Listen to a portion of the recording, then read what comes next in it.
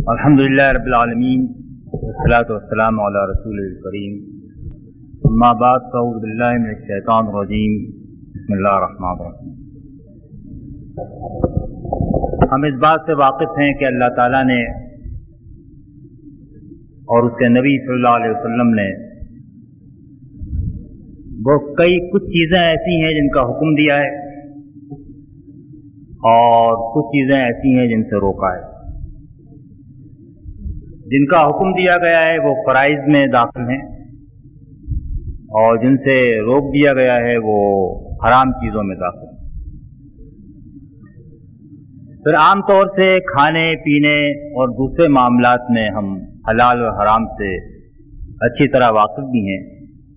और उस पर अमल करने की भी कोशिश करते हैं। शराब हराम है, हम शराब से दूर रहते हैं।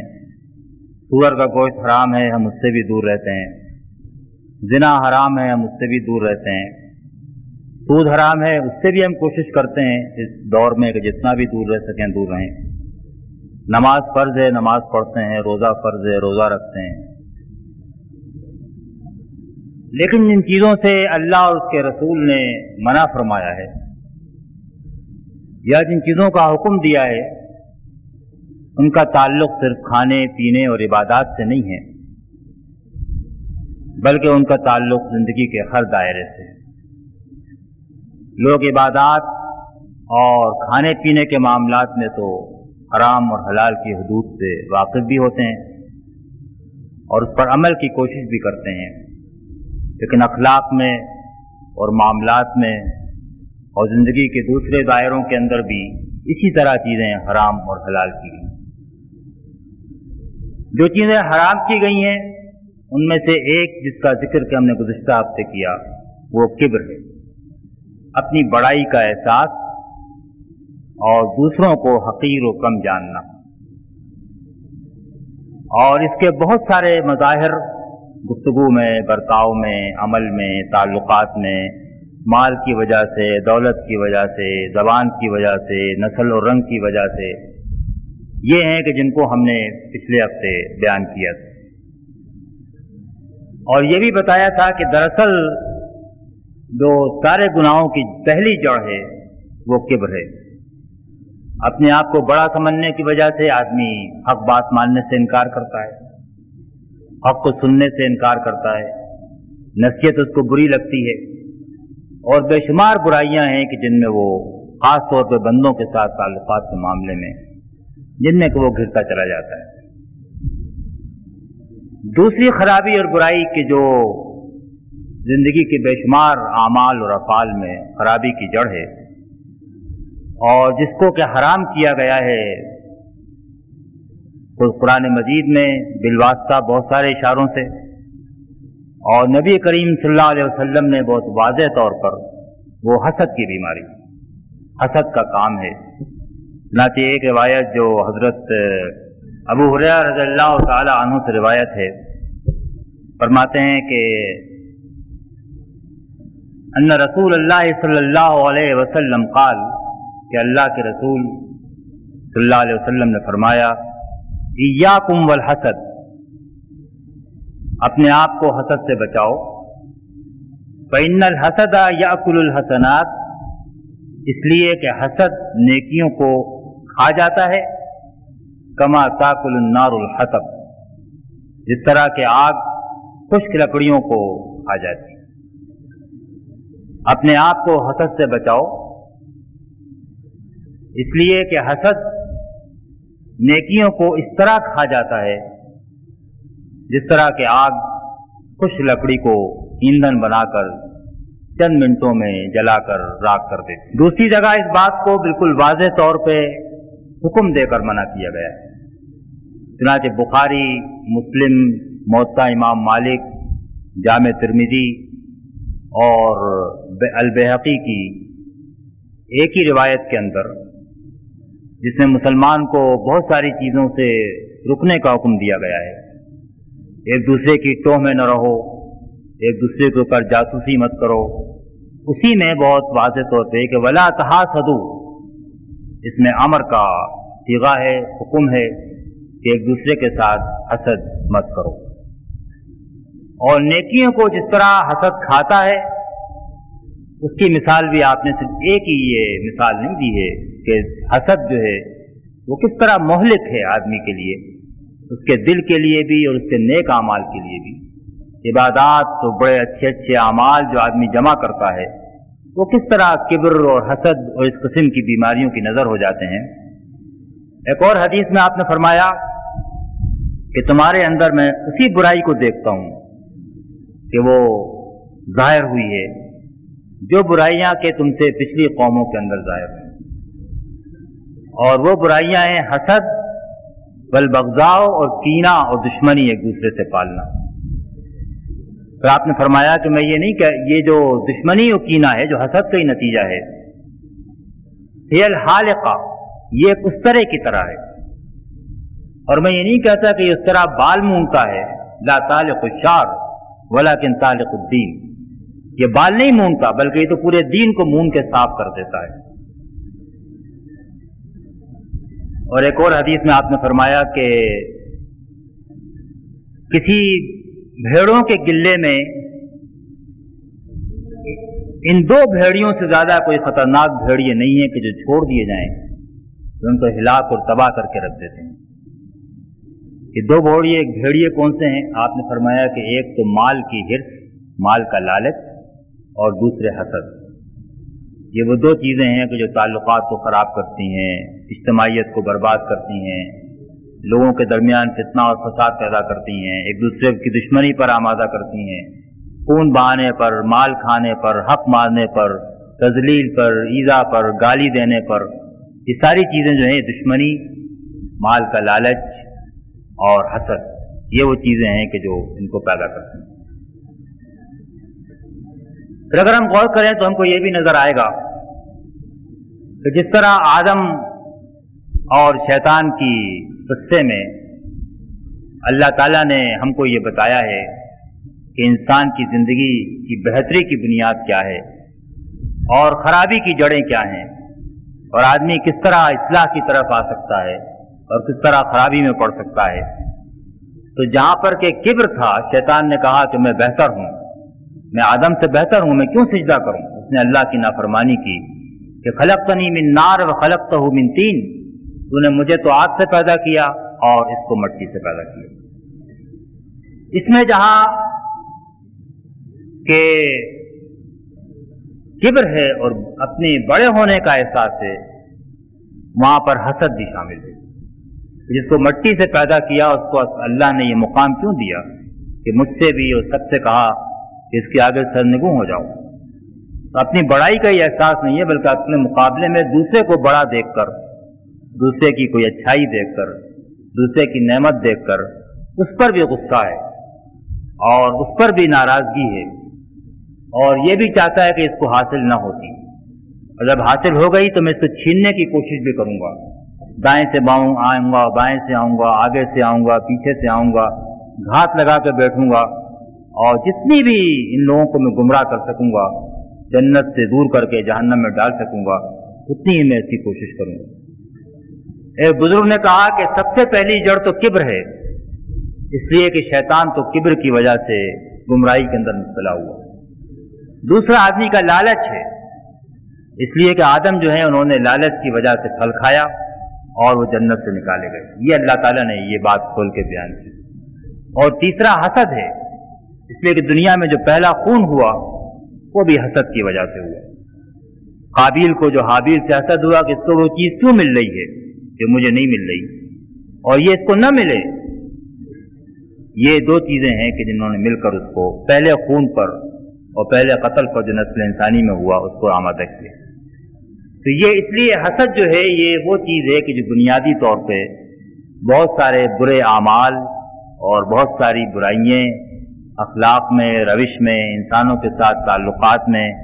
اللہ تعالیٰ کے بھیجے ہوئے حق اور ہدایت کے معاملے میں بھی کفار قریش کو اس بات کا حسد تھا جو مخالفت سے آمادہ تھے بنو ہاشم کے علاوہ، کہ بنو ہاشم میں نبوت کیسے چلی گئی، اور اس لیے اس کو ماننے سے ان کو انکار تھا۔ یہودیوں کو بھی اس بات کے اوپر حسد تھا کہ نبوت اور رسالت کی وہ نعمت کہ جو بنی اسرائیل میں मुसलसल चली आ रही थी, वो हज़रत याकूब अलैहिस्सलाम के भाई, हज़रत इसहाक अलैहिस्सलाम के भाई हज़रत इस्माईल अलैहिस्सलाम की नस्ल में क्यों मुंतकिल हो गई? उनको अपने दीन पर, अपनी हिदायत पर, अपनी तौरात पर, अपने अंबिया पर, अपनी तारीख पर अल्लाह ताला के उनके को जो एहसानात किए थे, खुसूसी बर्ताव किए थे, उन सब पर, इन सब पे बड़ा नाज था। और जब उन्होंने देखा ये सब छीन कर दूसरे को दिया जा रहा है, तो ये हसद था कि जो कुरान मजीद ने बार बार इसकी तरफ इशारा किया है, जो उनको कबूल हक के अंदर रुकावट बन गई और उनको हक के रास्ते पे आने से रोक दिया। तो ये जो वजह है जिसकी वजह से हसद को अहादीस में भी और कुरान में भी बहुत शिद्दत से इससे रोका भी गया है और इसके नुकसानात को भी बयान किया गया है। हसद की हकीकत क्या है और हसद के मानी क्या है, ये बात भी हमको तो नबी करीम सल्लल्लाहु अलैहि वसल्लम के मुख्तलिफ इरशादात से वाज़ेह हो जाती है। और उससे ये मालूम होता है कि दरअसल हसद ये है कि किसी और भाई को अगर कोई नेमत हासिल हो या मिले तो आदमी को बुरा भी लगे, और उसे बुराई न लगे बल्कि वो ये भी चाहे कि ये उससे छिन जाए। ये दो चीजें जब जमा हो तो ये हसद बनता है। और उसे बुरा लगना ये अगर आदमी के दिल में हो तो ये अगरचे बुराई है, लेकिन ये अगर आदमी के काबू में ना हो, और आदमी के काबू में अपनी तबीयत, अपना दिल और अपनी अकल नहीं होती, वसवसे नहीं होते, तभी तौर पर आदमी के दिल में गुस्सा भी आता है, नफरत भी पैदा होती है, हसद का भी जज्बा पैदा, ये काबिल मुआवजा नहीं है। लेकिन जब वो उसको बुरा लगे और बुराई की आग में जल के वो ये चाहे कि उससे छिन जाए और फिर और बेशुमार बुराइयों के रास्ते पे जा निकले, तो दुश्मनी पाल ले अपने दिल के अंदर, मेल रख ले जिस मेल को रखने से मना किया गया है। तो मुसलमान का सीना दूसरे मुसलमान की तरफ से साफ होना चाहिए, और दिल में अगर कदूरत है, दुश्मनी है, इनाद है, बुग़्ज़ है, ये सब मेल कुचेल अगर दिल के अंदर है, इससे मना किया गया है। एक मशहूर हदीस है कि हुजूर ने अपने एक सहाबी से कहा कि अगर तुमसे ये हो सके कि तुम सुबह इस तरह करो और शाम इस तरह करो, तो किसी दूसरे मुसलमान की तरफ से तुम्हारे दिल में कोई गिश न हो, कोई धोखा न हो, कोई मुझसे खिलाफ सोच न रहे हो, कोई तदबीर न कर रहे हो, कोई मकर न कर रहे हो,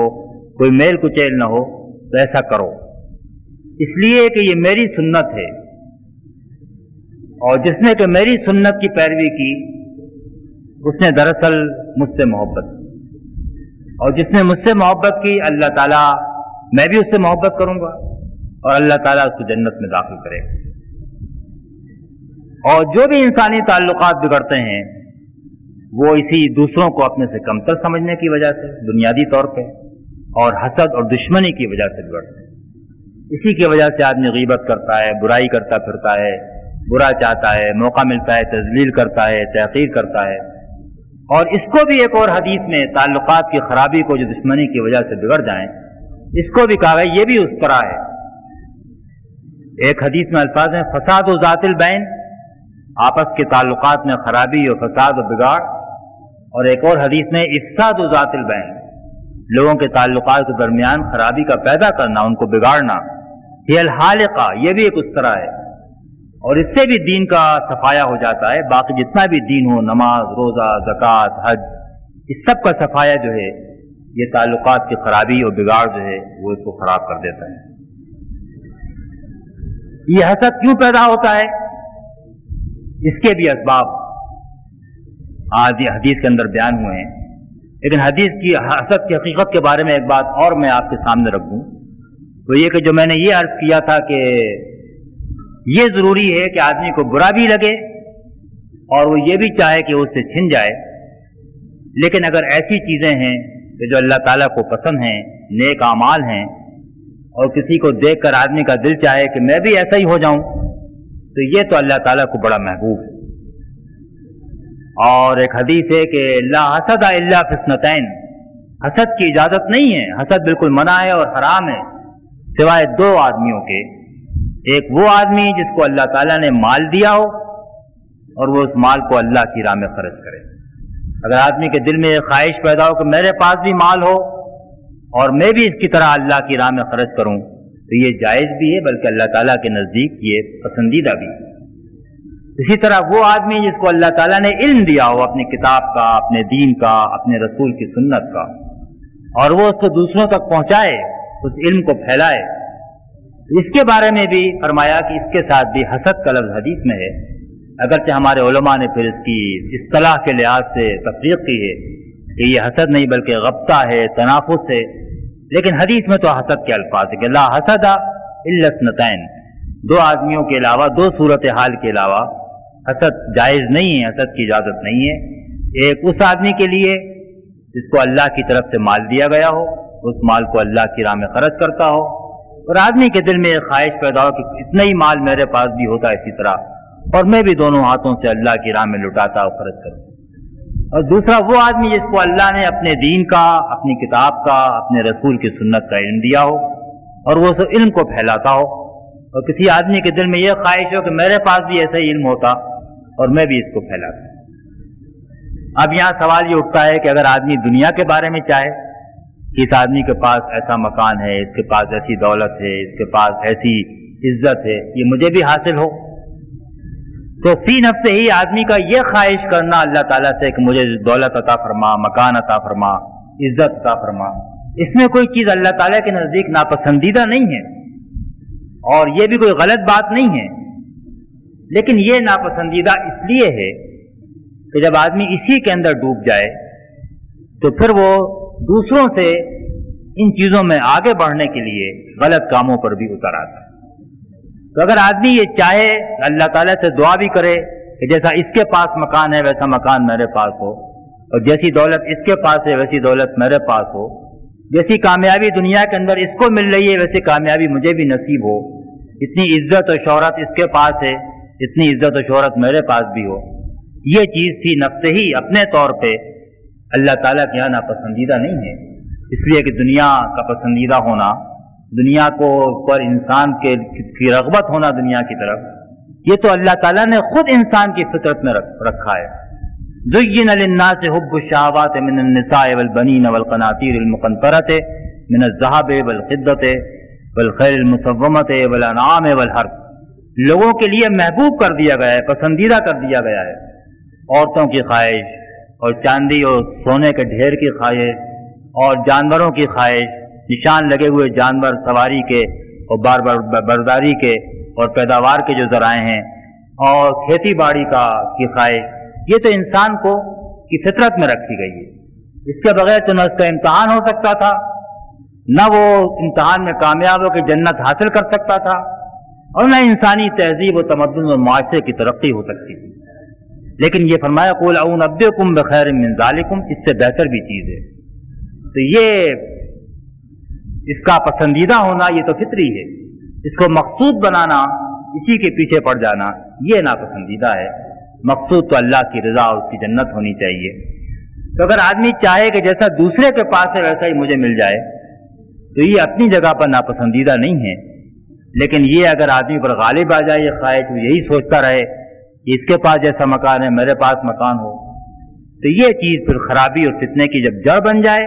اور خرابیاں پیدا ہونا شروع ہوں تو وہ انسان کو خرابی کے راستے پر، تباہی کے راستے پر لے جا سکتی ہیں۔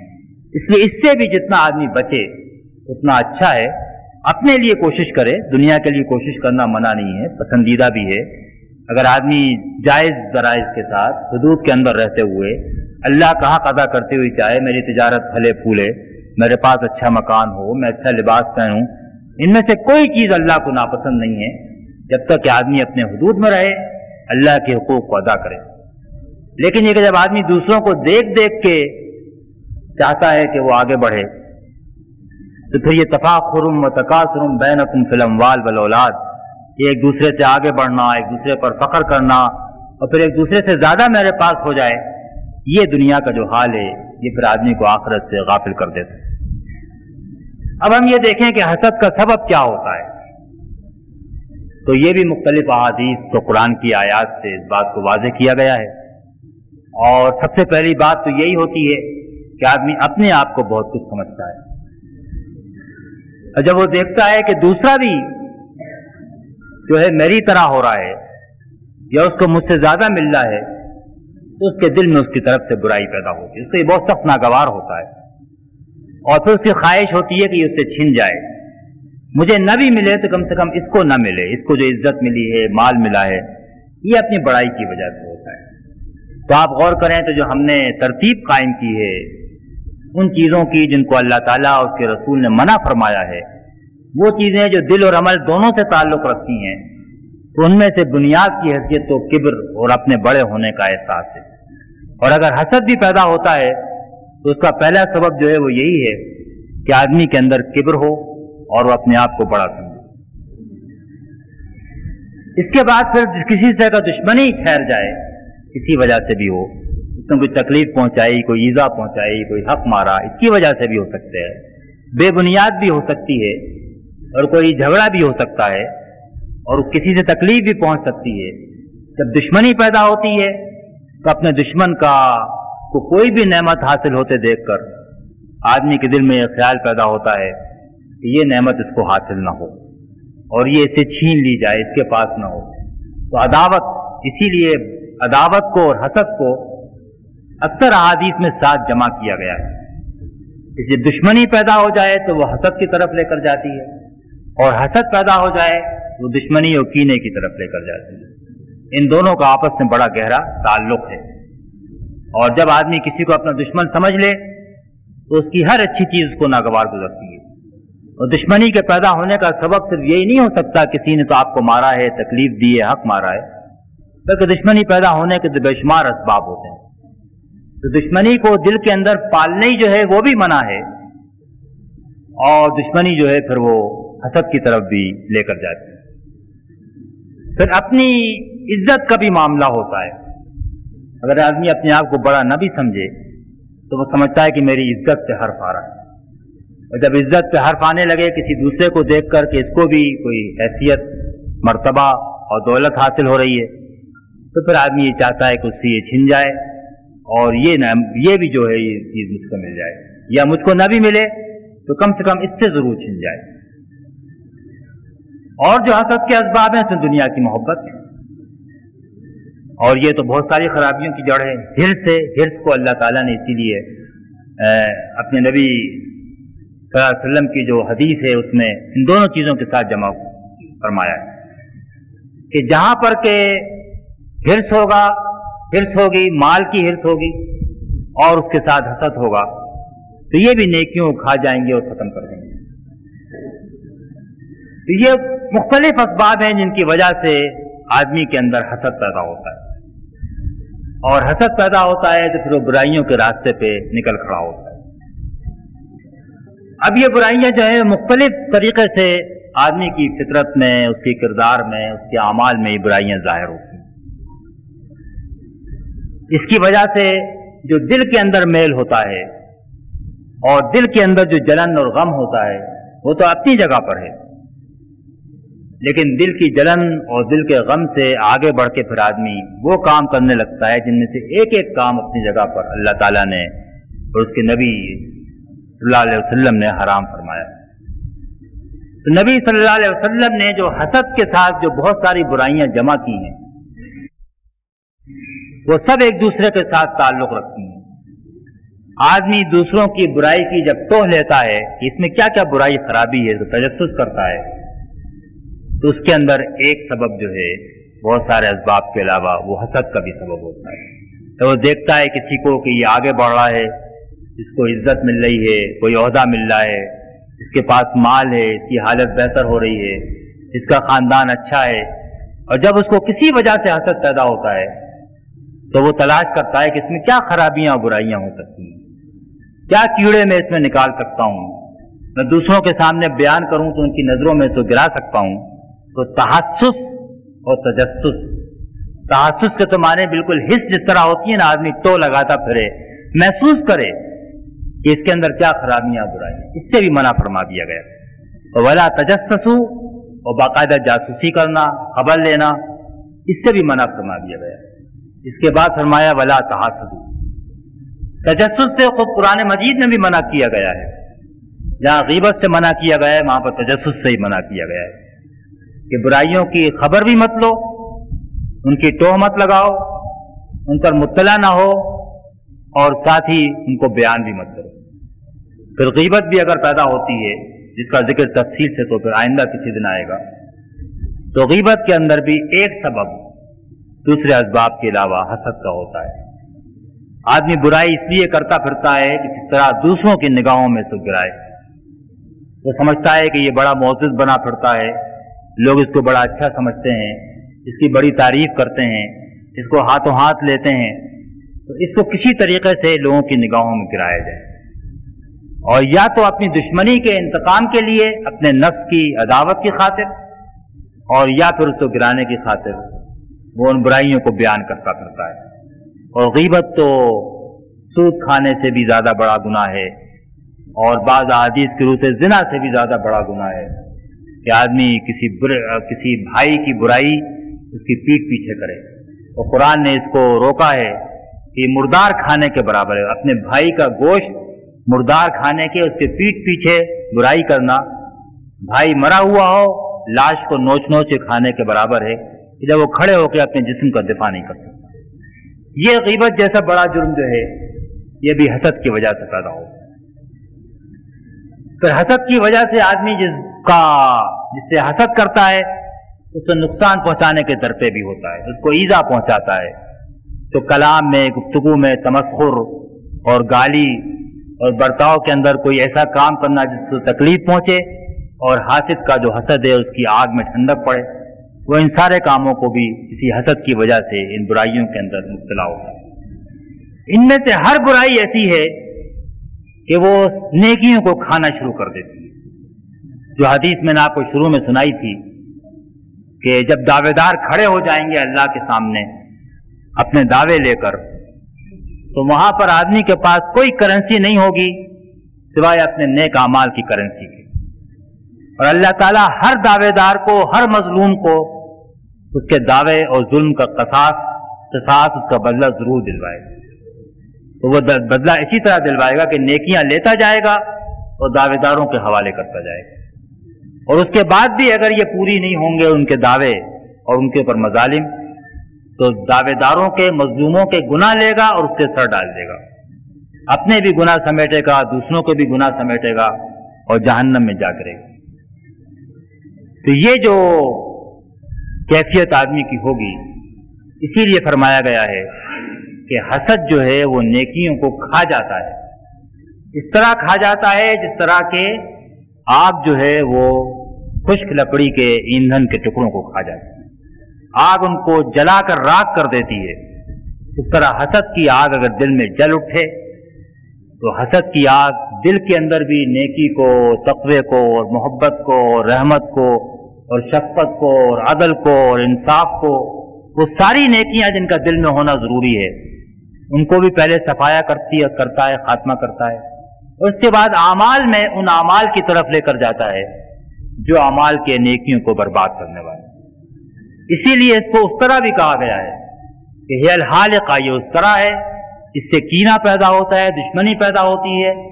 और जब कीना और दुश्मनी पैदा होती है तो उसके नतीजे में फिर आदमी वो सोचता है, वो करता है जो कि आमाल को साफ कर देता है। इसीलिए इसको भेड़िया कहा गया है। जिस तरह भेड़िया कहीं गिल्ले में दाखिल हो जाए तो भेड़ों का सफाया करता है, इस तरह हसद अगर दाखिल हो जाए तो आमाल का भी सफाया करता है और आपस के इत्तेहाद और मोहब्बत और यगानगत को भी खत्म करके रख देता है। वहां कई अहादीस में जो तमसीलात बयान हुई हैं, जो तशबीहात हैं जिनके जरिए हसद से रोका गया है, वो सब की सब अपनी जगह पर बड़ी बामानी है। अब सवाल ये पैदा होता है फिर इसका इलाज क्या है। अगर ये बीमारी इस हद तक भी आदमी के दिल में हो और वो उस काम को कर रहा हो जिस काम से अल्लाह के रसूल ने साफ साफ हुक्म दिया है, तो उसी तरह हराम है जिस तरह के शराब पीना हराम है। इसलिए कि सिर्फ इतनी बात है कि शराब क्योंकि जाहिर में मौजूद है, आदमी जाम उठाएगा, शराब पिएगा तो एक हराम का इर्तिकाब करेगा, उससे हम रुके रहते हैं। लेकिन हसद एक गैर महसूस चीज है, गीबत का पता नहीं चलता है, लेकिन ये चीजें भी उसी तरह हराम हैं मामलात में और अखलाक में, जिस तरह के खाने पीने में और बहुत सारी चीजों में चीजें हराम। ईमानदार आदमी یہ نہیں سوچے گا کہ میں اس حرام کا ارتکاب کروں. دوسری چیزوں کی حرمت محسوس نہیں ہوتی، اور اس کے اندر بڑے بڑے دیندار اور بڑے بڑے علماء بھی اس کے اندر گرفتار ہو جاتے ہیں. علم کے ساتھ بھی اور دین کے ساتھ بھی اور نیکی کے ساتھ بھی کبر اور حسد، ان سب کا داخل ہونا بڑا اس کا امکان ہوتا ہے کہ چیزیں داخل ہو جائیں. ذات ایک حدیث میں ذکر کیا گیا ہے کہ 6 آدمی ہیں جن کو اللہ تعالیٰ ان کے اعمال کی وجہ سے بلا حساب بھی جہنم میں ڈال دے گا. یعنی وہ خود جرم اپنی جگہ پر اتنا بڑا ہے کہ اگر حساب نہ بھی کیا جائے تو اس کو جہنم میں لے جانے کے لیے کافی ہے. اس میں پہلا ہے کہ وہ حکمراں جو ظالم ہو. اگر حکمراں ظالم ہو تو وہ لازماً اتنے اعمال جمع کرے گا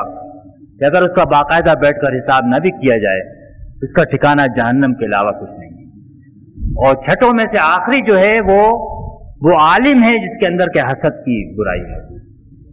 جس کو دوسرے کو اگر پہلے تقریر کا موقع دیا جائے تو اس کا دل جلنے لگتا ہے، اسٹیج سے رخصت ہو جاتا ہے، منہ پر تیوری چڑھ جاتی ہے، ماتھے پر شکن پڑ جاتی ہے. ہم کو تو روز ان چیزوں سے سابقہ پیش آتا ہے، ہم اپنی نگاہوں سے دیکھتے ہیں. دوسرے کو اگر بلا کر اسٹیج پر پہلے بٹھا دیا جائے، دوسرے کا اکرام کیسے پہلے کر دیا جائے تو برائی پیدا دل کے اندر ہوتی ہے. تو عالم جس کے اندر کے حسد کی بیماری ہو وہ لازماً اتنے گناہوں کا ارتکاب کرے گا کہ حدیث کی روح سے پھر اس کو اگر بغیر حساب بھی جہنم میں ڈال دیا جائے تو انصاف کے منافی نہیں ہوگا. تو حسد کا جو پہلا علاج ہے، ہر چیز کا علاج یہ ہے کہ آدمی بات کو صحیح جانے اور سمجھے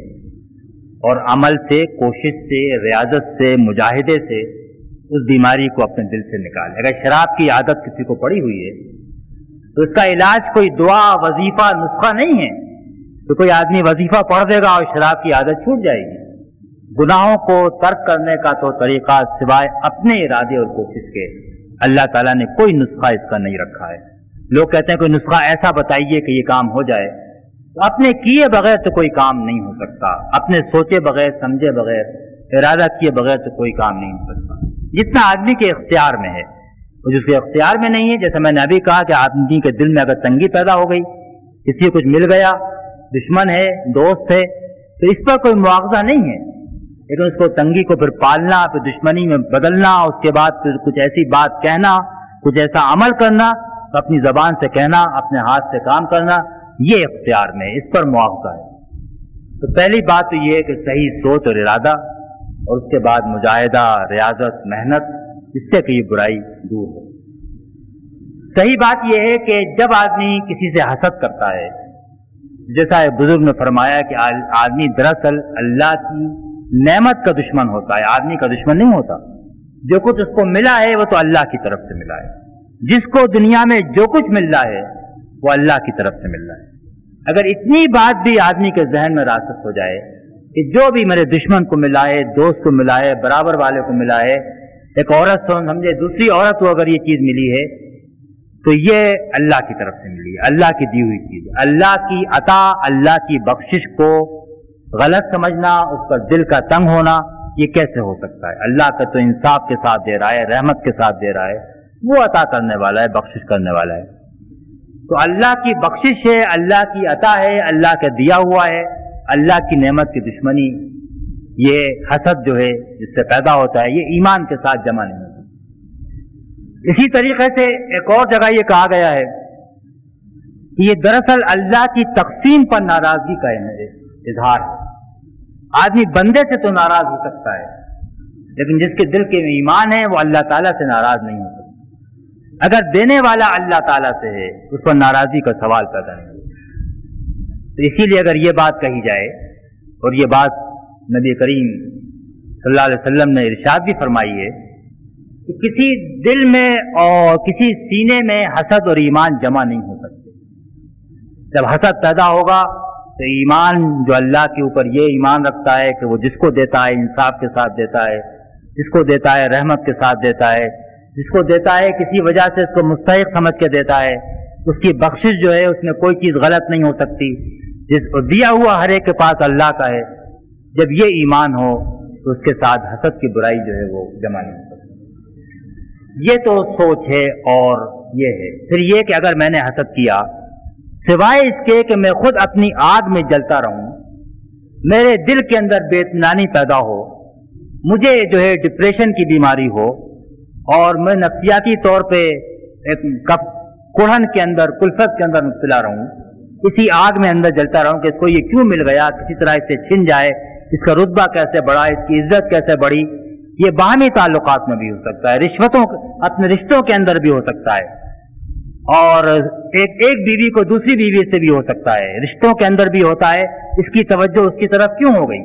इस पर कितने फितने और फसाद पैदा होते हैं औलाद के दरमियान, वालिदैन के दरमियान, भाइयों के दरमियान। इस सब के अंदर कि इसका हासिल मुझे इसके अलावा क्या है कि मैं रंज और गम के अंदर मुब्तला रहूं, डिप्रेशन हो मुझे और नफ्सियाती अमराज हो, और आखिरत में भी जाकर फिर मैं जो अमाल करूंगा वहां पर भी फिर ये आग ही मेरा है। ये सोच, दोनों चीजें जो हैं, ये तो हसद का एक पहलू से इलाज है। और दूसरा ये है कि जब जिस किसी आदमी के बारे में यह एहसास पैदा हो तो आदमी उसको अपने दिल में उसके बारे में सोचे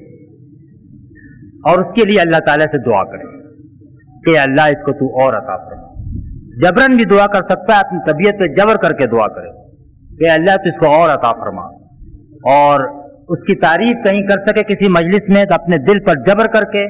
उसकी तारीफ भी करे, उसकी बुराई की बात ना करे, और कहीं बुराई की बात जुबान पर आए भी तो उसकी अच्छाई की बात बयान करे। आहिस्ता आहिस्ता अगर आदमी जिससे हसद पैदा हो रहा है एक तरफ अल्लाह के ऊपर ईमान रखे, उसके अंजाम को सोचे अपने लिए दुनिया और आखिरत में, और कोशिश से और मेहनत से उसकी अच्छाई बयान करके, उसकी तारीफ करके, उसके लिए दुआ करके, उसकी शक्ल अपने जहन में लाके उसके लिए दुआ करे कि अल्लाह ताला इसकी बख्शिश करे, इसको माफ करे, इस पर रहम फरमाए, इसको और रुतबा अता करे। बड़ा मुश्किल काम है कि आदमी अपने दुश्मन के लिए इसकी तरफ से दिल में मैल हो, हसद पैदा हो, ये काम कर सके। लेकिन ये कि जो जड़ें हैं हमारे बुरे अमाल की दिलों के अंदर, उनका निकालना बगैर मेहनत के मुमकिन नहीं है। जो दरख्त के जमीन के अंदर अच्छी तरह गड़ा हुआ हो, आप चाहें कि दुआ करें और दरख्त गिर जाए तो दरख्त तो नहीं गिरेगा, उसके लिए खोदना पड़ेगा, जड़ें निकालना पड़ेंगी, मेहनत करना पड़ेगी, कुदाल लेके साफ करना पड़ेगा। तो ये तरीका है कि अल्लाह ताला से दुआ भी करे, उसको अच्छा भी समझे, अच्छा भी कहे, दिल पे मशक्कत हो, बुरा हो, नागवार गुजरे, जबान से बात ना निकले, जब भी मजलिस में बैठ के उसकी तारीफ कर दे, कहीं कहीं उसको अच्छा कर दे। ये वो चीज है कि जिससे आदमी बिलाकर हसद के ऊपर काबू पा सकता है। अल्लाह ताला हम सबको इन बड़ी बड़ी बुराइयों से बचने की तौफीक अता फरमाए। वाखिर दावाना अल्हम्दुलिल्लाह रब्बिल आलमीन।